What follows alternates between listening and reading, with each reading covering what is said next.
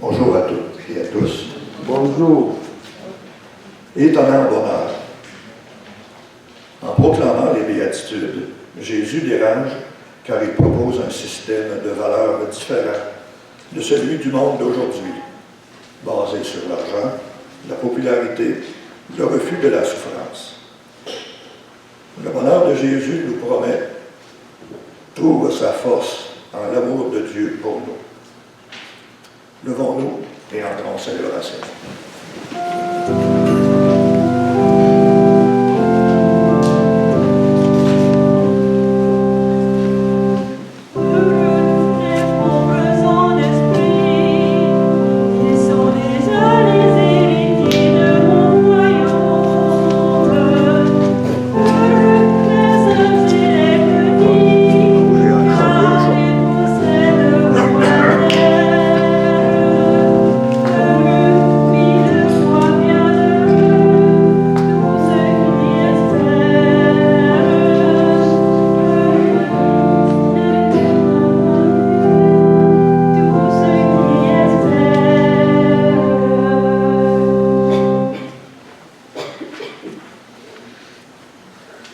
Heureux de nous retrouver en communauté, en Église, au nom du Père et du Fils et du Saint-Esprit. Amen. Que le Seigneur Jésus, qui veut notre bonheur, soit toujours avec vous. La parole de Dieu de ce dimanche, par les béatitudes et les mises en garde de malheur, cette parole nous exhorte au choix du bonheur par la foi en Jésus et la confession de notre relation avec Dieu, la confession confiante de l'amour de Dieu. Nous cherchons tous et toutes le bonheur, mais nos choix ou nos moyens pour le trouver ne sont pas toujours les bons. Demandons au Seigneur de nous montrer sa miséricorde quand nous empruntons de voies qui nous éloignent de lui. Seigneur Jésus, envoyé par le Père pour annoncer la bonne nouvelle aux pauvres et aux malheureux, prends pitié de nous. Prends pitié de nous. Ô Christ, venu dans le monde pour partager nos joies et nos peines, prends pitié de nous. Prends pitié de nous. Seigneur ressuscité, élevé dans la gloire du Père, pour nous guider vers la vie nouvelle, prends pitié de nous. Prends pitié de nous. Que Dieu Tout-Puissant nous fasse miséricorde, qu'il nous pardonne nos péchés et fasse de nous des bienheureuses et des bienheureux pour la vie éternelle. Nous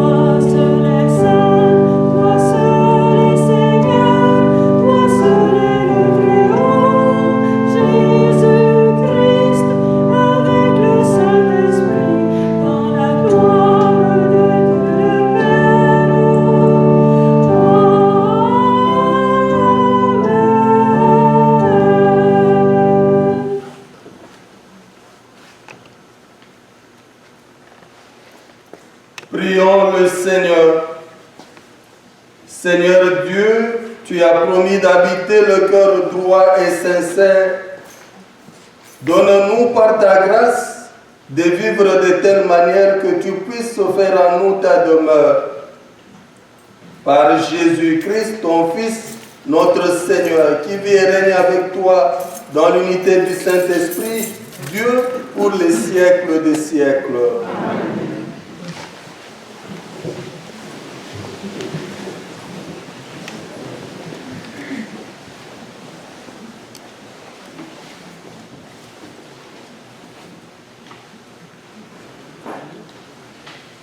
Lecture du livre du prophète Jérémie.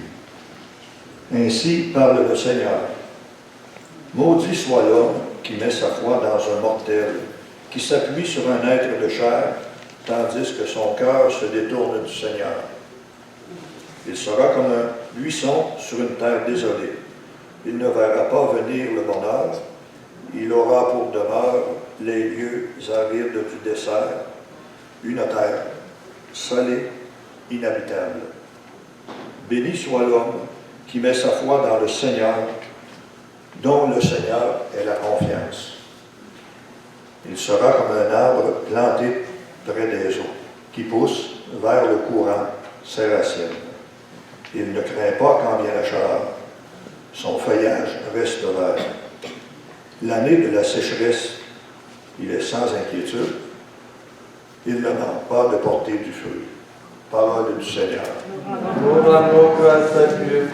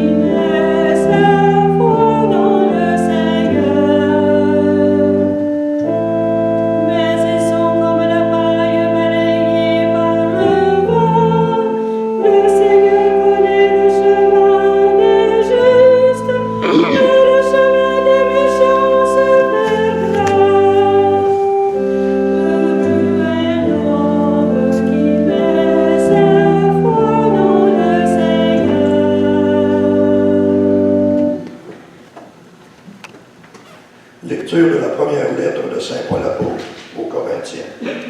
Frères et sœurs, nous proclamons que le Christ est ressuscité d'entre les morts. Alors, comment certains d'entre vous peuvent-ils l'affirmer? Qu'il n'y a pas de résurrection des morts. Car si les morts ne ressuscitent pas, le Christ non plus n'est pas ressuscité. Et si le Christ n'est pas ressuscité, votre foi est sans valeur. Vous êtes encore sous l'emprise de vos péchés. Et donc, ceux qui se sont endormis dans le Christ sont perdus. Si nous avons mis notre espoir dans le Christ, pour cette vie seulement, nous sommes les plus à plaindre de tous les hommes. Mais non, le Christ est ressuscité d'entre les morts, lui, premier ressuscité parmi ceux qui se sont endormis. Parole du Seigneur.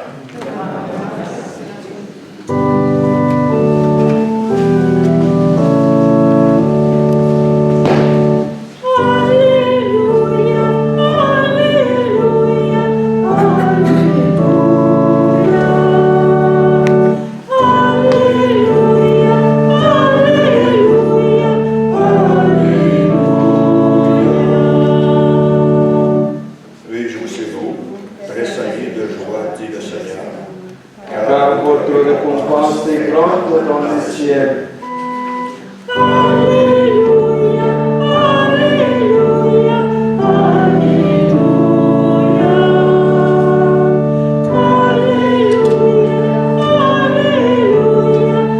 Alléluia.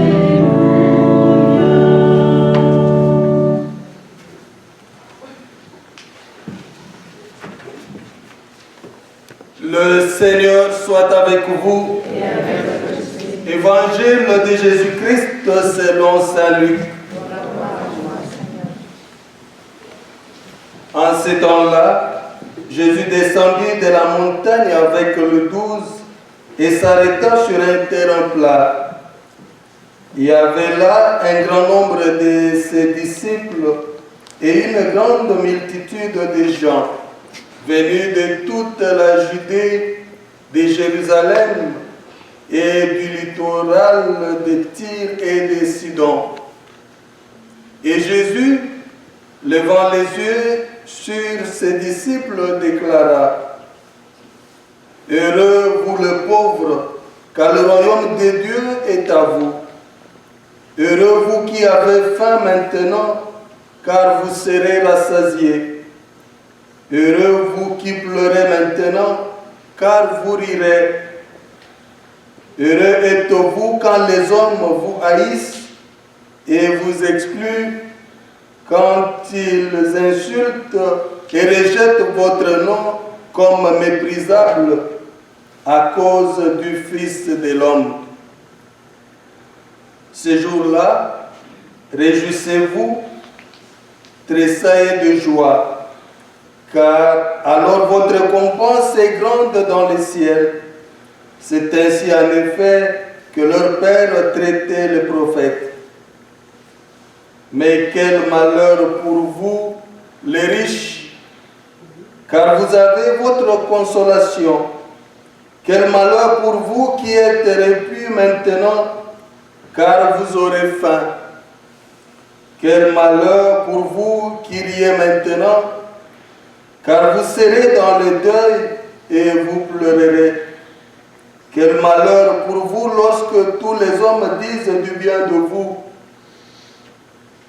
C'est ainsi en effet que leur père traitait les faux prophètes.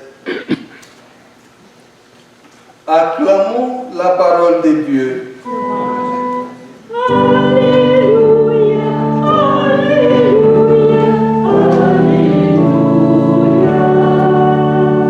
Alléluia, Alléluia, Alléluia.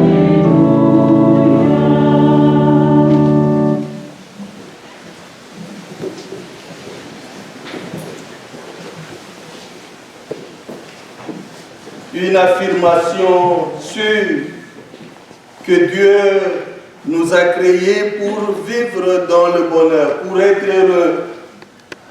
C'est ainsi que la parole de Dieu dans l'évangile de Luc nous place devant un choix entre les béatitudes et la mise en garde de malheur, afin que nous puissions opérer un bon choix grâce au discernement que le Seigneur nous a doté pour que nous puissions vivre en harmonie, en communion avec Dieu. La première lecture nous invite à affirmer notre foi en Dieu et placer toute notre confiance en lui. C'est ainsi que le prophète Jérémie annonce: béni soit l'homme qui met sa foi dans le Seigneur. En fait, la foi en Dieu est source de bénédiction.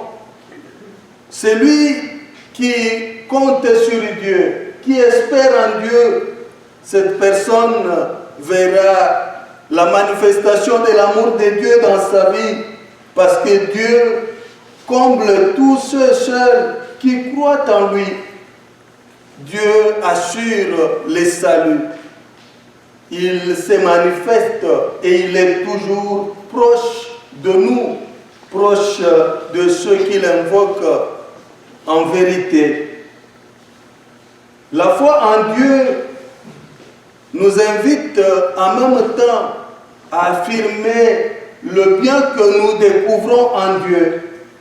Parce que c'est Dieu secourt son peuple. Il est toujours là pour protéger, pour secourir. Il est le rempart de croyants. Il est le rempart de chrétiens. Dieu garantit notre bien-être et il veut que nous puissions être heureux. C'est-à-dire, Dieu demeure fidèle à sa promesse et il réalise sa promesse. Nous n'avons pas à nous fier aux hommes et aux biens périssables. Nous pouvons imiter le bon exemple de l'homme, son témoignage de foi, mais pas mettre toute sa confiance dans le mortel, dans ce qui est passager, dans ce qui est matériel. Parce que l'homme change. Il peut trahir. Il peut surprendre par un contre-témoignage. Cela nous évite aux chrétiens que nous sommes d'être scandalisés, de perdre la tête, même de s'affoler. Il nous arrive de nous exclamer, je n'attendais pas cela de lui. Pas lui en tout cas. Mais pourtant, l'homme fait face à ce dynamisme de son engagement ou de sa réponse à Dieu. L'homme peut promettre sans réaliser. Mais Dieu réalise toujours sa promesse. Dieu n'abandonne pas son peuple. Voilà pourquoi Jérémie attire notre attention et nous partage son expérience de vie de foi au moment de souffrance. Lui qui a annoncé de la part de Dieu la bonne nouvelle, mais il était contrarié. Il a connu la souffrance. Il nous dit que la souffrance n'aliène pas, n'altère pas notre foi, notre engagement, notre confiance dans le Seigneur. Comme prophète, il nous stimule, il nous pousse à plus de persévérance et de courage.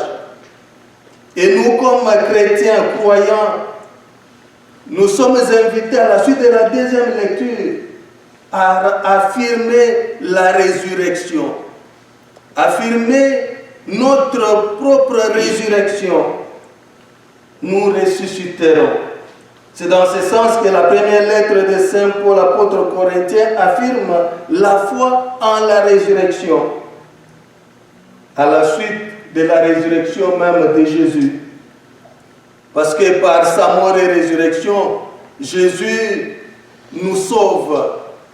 Il réalise la mission de rédemption et nous accorde le merveille de l'amour de Dieu.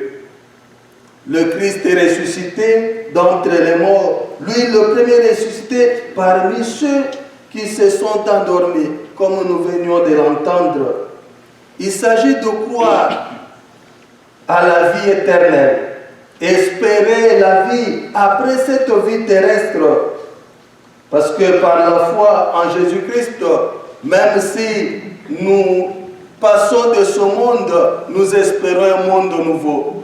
Même si nous devons connaître la mort, nous savons que la mort n'est pas le terme de la vie pour le chrétien, c'est un passage. Voilà pourquoi la résurrection, l'espérance en la résurrection, la foi en la résurrection vient raviver notre dynamisme de foi et nous pousse justement à être à notre tour aussi témoins de cette résurrection. C'est tout ce que nous faisons en célébrant la messe, en célébrant l'Eucharistie. Nous faisons mémoire de la mort et résurrection de Jésus. Et nous rendons en même temps présent. Cette mémoire est présente parce que nous l'actualisons par des paroles et des gestes même de Jésus. Et c'est Jésus qui vient à notre rencontre. La foi en la résurrection détermine et change notre perception du monde et de ses réalités. Nous pouvons comprendre les choses autrement. C'est la radicalité de l'enseignement de Jésus qui procure un mode de vie différent. Le regard du chrétien est différent du non-chrétien. Le regard du croyant est différent, doit être différent du non-chrétien. À nous maintenant de faire remarquer cette différence pour ceux qui nous voient vivre de notre foi, se rendent compte réellement que nous avons plus d'éléments de tenir, de cheminer et d'avancer. Parce que même devant les événements du monde, nous sommes capables de trouver notre force dans le Seigneur. Dieu n'encourage pas la pauvreté. Parce que Saint Luc, par les béatitudes et les mises en garde que nous avons entendues aujourd'hui, veut entretenir l'espérance des pauvres. Veut entretenir l'espérance des pauvres et en même temps attirer l'attention des riches au risque des biens temporels et périssables. Oui, nous pouvons nous dire riches ou pauvres, mais c'est à nous à pouvoir discerner dans quelle situation je me trouve réellement. Heureux le pauvre. C'est un appel à fournir l'effort de se libérer de la pauvreté et la souffrance. La souffrance imposée par l'injustice humaine ou le manque d'amour, qui est d'ailleurs anormal. Il convient de se battre pour se libérer de cette souffrance, de l'injustice. Il n'est pas dit que le croyant comme le chrétien ne peuvent pas souffrir. La maladie est inhérente à la nature humaine, comme la souffrance de la croix du Christ est liée au témoignage chrétien. Mais Dieu nous a créés pour être heureux. Pour être heureux. C'est avec notre regard de chrétien que nous pouvons changer la perception, nos lunettes, pour voir la main de Dieu dans ce que nous vivons. De même, Dieu n'est pas contre les riches, ni contre la richesse, mais attire l'attention des riches qui mettent toute leur foi dans le bien matériel et périssable. Notre société est marquée par le rendement, la suffisance, la richesse à tout prix, la recherche effrénée et égoïste de l'argent, du pouvoir, du valoir, encore l'honneur. Tout cela peut bloquer l'ouverture du cœur à Dieu au lieu d'affirmer la foi ou de voir l'autre comme image de Dieu pour manifester mon amour. C'est ce qui justifie la mise en garde de Jésus. Quel malheur pour vous, les riches! À nous alors de tirer des leçons. Par ailleurs, par orgueil, la richesse de nos qualités, nos talents, nos dons, cette richesse ne doit pas non plus constituer un obstacle à notre profession de foi et à l'expression de l'amour de Dieu. Il suffit de mettre un peu d'orgueil négativiste dans ce que nous faisons de bien, dans le petit service, pour qu'on se récompense soi-même et que cela nous bloque et altère notre relation avec Dieu. Voilà pourquoi l'Évangile nous invite à ce que nos talents, nos dons, nos qualités, nos potentialités soient pour la gloire de Dieu, mais aussi le salut et le bien-être du prochain. Concrétisons la promesse du bonheur futur annoncé par Jésus. Et ce bonheur se prépare au quotidien dans les situations particulières qui sont les nôtres. Dans une certaine pauvreté matérielle ou spirituelle, dans la maladie, le pleur, le deuil, de fois dans nos vies, nous connaissons la haine, l'exclusion, le rejet, le manque de reconnaissance, l'insulte, le mépris, le préjugé, les critiques négativistes. C'est là où Jésus vient nous donner la radicalité de l'Évangile. Heureux le pauvre, parce que c'est heureux, ces souhaits se réalisent par l'engagement de chacun de nous pour se sortir et sortir nos frères et sœurs de la pauvreté, libérés de la souffrance instaurée par l'injustice et le manque d'amour. Mes frères, mes sœurs, rendons les autres heureux. Ne les exposons pas au malheur et nous ne nous exposons même pas au malheur. Prions pour que nous devenions très heureux en affirmant notre foi en Dieu, le Père de notre Seigneur Jésus-Christ, en reconnaissant que Jésus nous a sauvés par sa mort et résurrection, et affirmer cette résurrection, que les richesses et les biens temporels ne nous détournent pas de Dieu ni de nos semblables, mais que nous sachions placer toute notre confiance en Dieu. Amen. Amen.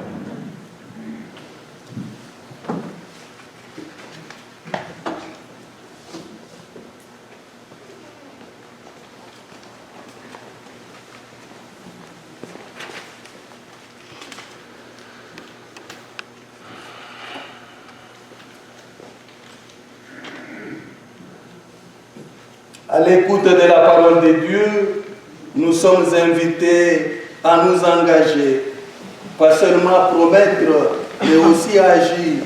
À travers ce mot de l'Église, redisons notre foi. Je crois en Dieu, le Père Tout-Puissant, Créateur du ciel et de la terre, et en Jésus-Christ, son Fils unique, notre Seigneur, qui a été conçu du Saint-Esprit, est né de la Vierge Marie, a souffert sous Ponce Pilate, a été crucifié, est mort et a été enseveli, est descendu aux enfers.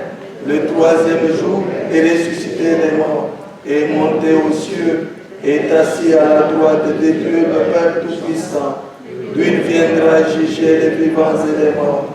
Je crois en l'Esprit Saint, à la Sainte Église catholique, à la communion des saints, à la rémission des péchés, à la résurrection de la chair, à la vie éternelle. Amen.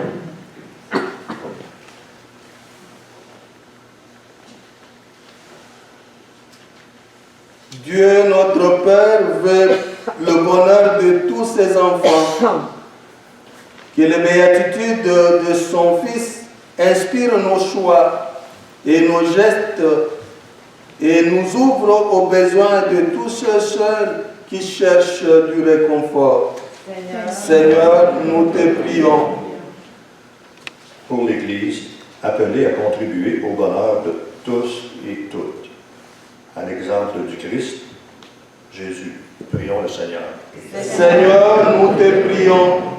Pour les pauvres et pour les organismes qui travaillent à plus de justice sociale dans le monde, prions le Seigneur.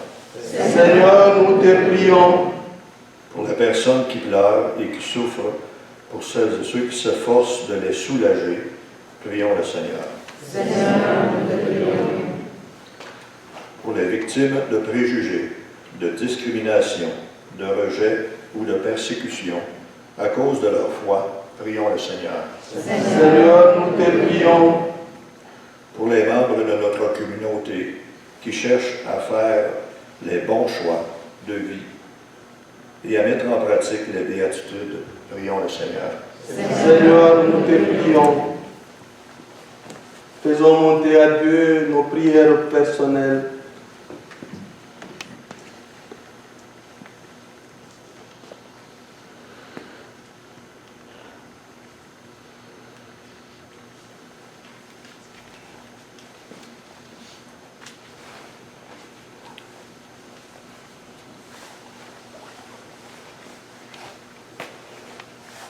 Dieu notre Père, tu entends nos prières et tu les inspires. Nous t'en supplions. Aide-nous à accomplir les gestes signifiants et à travailler pour réaliser le bonheur que tu souhaites à tous tes enfants. Nous te le demandons par Jésus, le Christ notre Seigneur. Amen. Voici quelques nouvelles de notre communauté. La bibliothèque spirituelle est ouverte aujourd'hui après la messe. Plusieurs livres neufs sont disponibles pour les prêts. Le comité de la bibliothèque est à la recherche de bénévoles qui pourraient se joindre à leur équipe. Les reçus d'impôts 2021 ont été postés cette semaine. Les alliances que vous recevez aujourd'hui sont bonnes pour 2 semaines. Dimanche 25 septembre, de 14h à 16h à l'Étoile du quartier 10-30, il y aura un spectacle bénéfice au profit de la paroisse La Résurrection. L'artiste invité sera Marc Hervieux. Les billets seront en vente au secrétariat à partir du 1er mars, les mardis et mercredis de 9h à midi au coût de 50 $ chacun. Bienvenue à toutes et à tous. Dimanche le 6 mars, après la messe de 10h30 à l'église Notre-Dame du Sacré-Cœur, il y aura des élections afin d'élire 4 marguières, 4 marguiers. Bienvenue à tous, paroissiens et paroissiens. Et aussi, si vous avez le feuillet Alliance avec vous, ou si vous prenez la sortie, à la page centrale, il y a une explication qui va parler de l'installation des télévisions et le fait qu'il n'y aura plus de prions en église. Alors, chaque semaine, vous avez à suivre les textes qui vont être sur les écrans de télévision. Merci beaucoup. Et nous allons maintenant recueillir vos offrandes et nous vous remercions de votre générosité.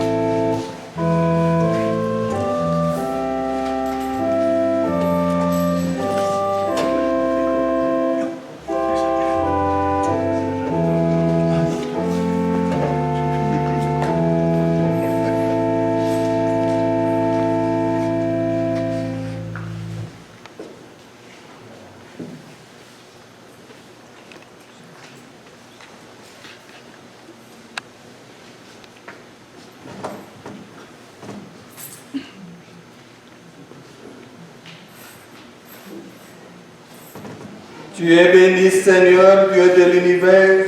Nous avons reçu de ta bonté le pain que nous te présentons, fruit de la terre et du travail des hommes. Il deviendra pour nous le pain de la vie.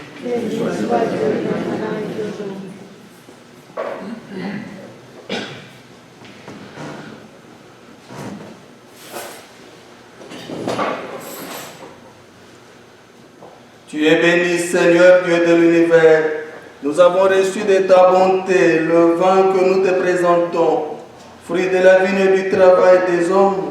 Il deviendra pour nous le vin du royaume éternel.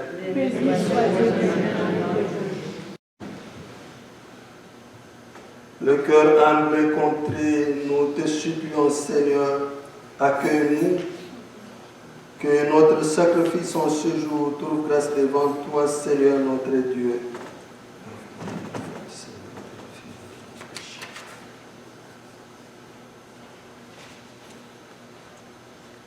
Prions ensemble au moment d'offrir les sacrifices de toute l'Église. Que cette offrande, nous t'en prions, Seigneur, nous purifie et nous renouvelle. Qu'elle devienne pour ceux qui accomplissent ta volonté la cause d'une récompense éternelle. Par Jésus, le Christ notre Seigneur. Amen. Le Seigneur soit avec vous. Élevons notre cœur. Rendons grâce au Seigneur notre Dieu. Vraiment, il est juste et bon de t'offrir notre action de grâce, de chanter une hymne à ta louange et à ta gloire, Seigneur, Père d'infinie bonté. À la parole de ton Fils annonçant l'Évangile, tu as rassemblé ton Église de toutes langues, peuples et nations, et tu ne cesses de raviver par la force de ton esprit pour faire grandir jour après jour l'unité du genre humain, en rendant visible l'alliance de ton amour, et l'ouvre à tous la bienheureuse espérance de ton royaume, et resplendir comme un signe de la fidélité que tu as promise à tous les âges dans le Christ Jésus, notre Seigneur. C'est pourquoi, avec toutes les puissances des cieux, nous pouvons te bénir sur la terre et proclamer d'une seule voix avec toute l'Église.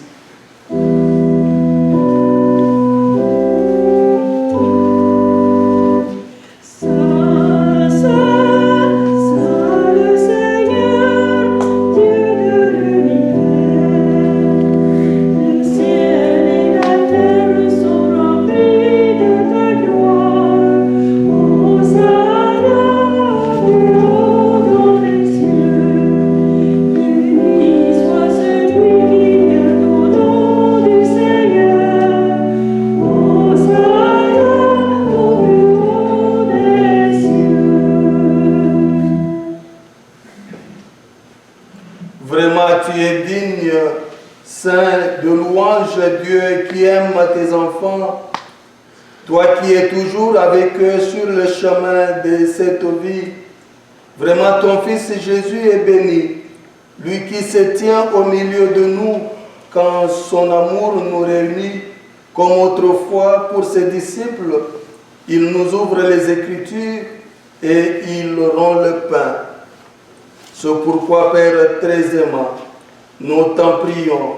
Envoie ton Esprit Saint afin qu'il sanctifie nos offrandes, que ce pain, ce vin devienne pour nous le corps et le sang de notre Seigneur Jésus le Christ. La veille de sa passion, la nuit de la dernière scène, il prit le pain, il dit la bénédiction, le rompit et le donna à ses disciples en disant: prenez et mangez-en tous. Ceci est mon corps, livré pour vous.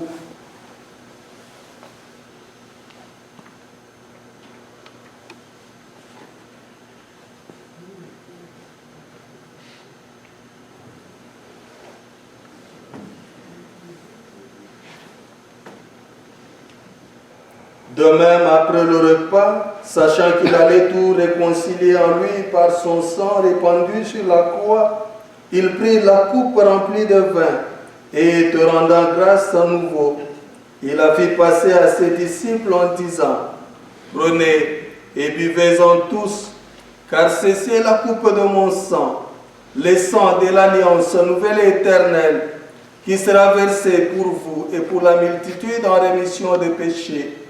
Vous ferez cela en mémoire de moi.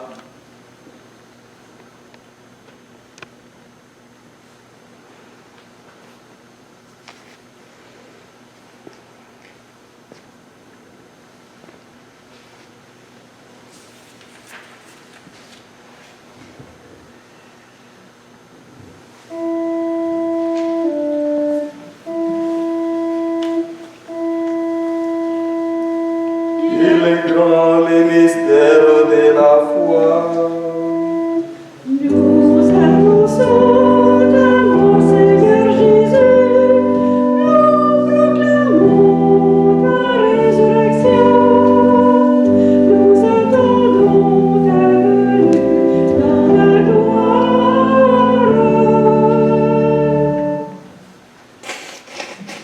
Voilà pourquoi, Père très saint, nous faisons mémoire de ton Fils, le Christ, notre Sauveur, que tu as conduit par la passion et la mort sur la croix à la gloire de la résurrection, pour qu'il siège à ta droite.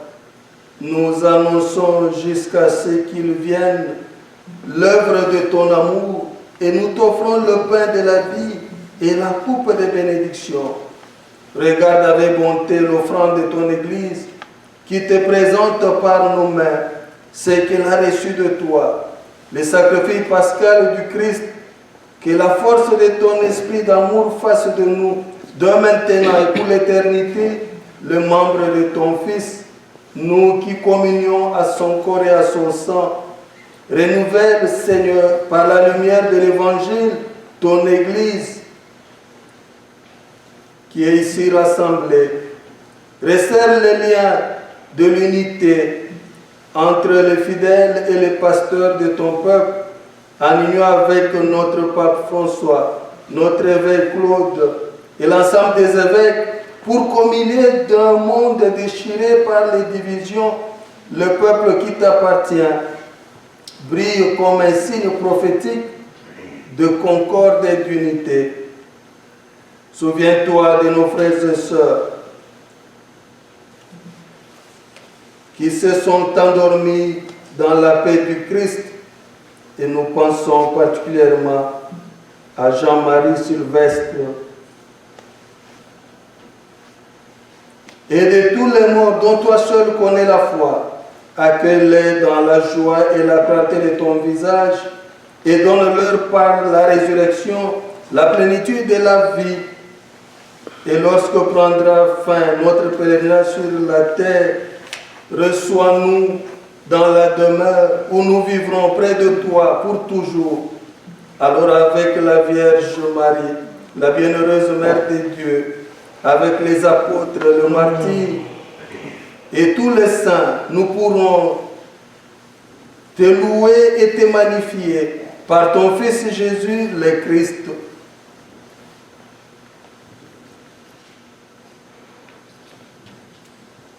Par lui, avec lui et en lui, à toi, Dieu le Père Tout-Puissant, dans l'unité du Saint-Esprit, tout honneur et toute gloire pour les siècles des siècles. Amen.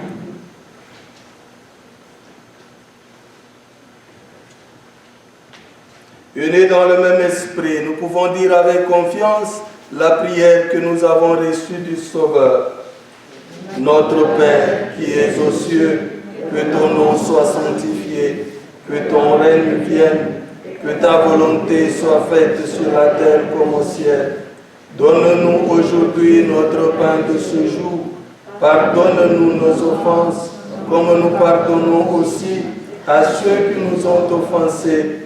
Et ne nous laisse pas entrer en tentation, mais délivre-nous du mal. Délivre-nous de tout mal, Seigneur, et donne la paix à notre temps. Soutenus par ta miséricorde, nous serons libérés de tout péché, à l'abri de toute preuve, nous qui attendons que se réalise cette bienheureuse espérance, l'avènement de Jésus-Christ, notre Sauveur.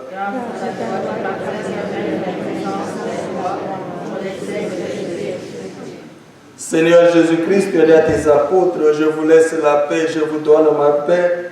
Ne regarde pas nos péchés, mais la foi de ton Église, pour que ta volonté s'accomplisse, donne-lui toujours cette paix et conduis-la vers l'unité parfaite, toi qui règnes pour les siècles des siècles. Amen. Que la paix du Seigneur soit toujours avec vous. Frères et sœurs, par un geste, donnez-vous la paix.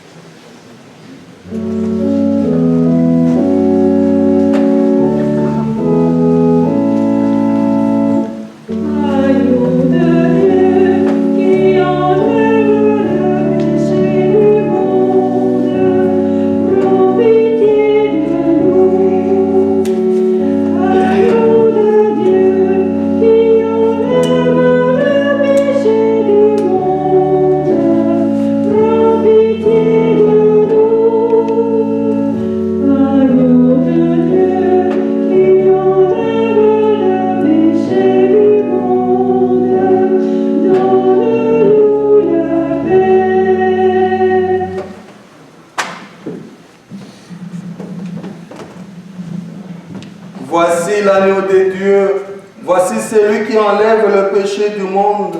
Heureux les invités au repas de noces de l'agneau. Seigneur, je ne suis pas digne de te recevoir, mais dis seulement une parole et je serai guéri.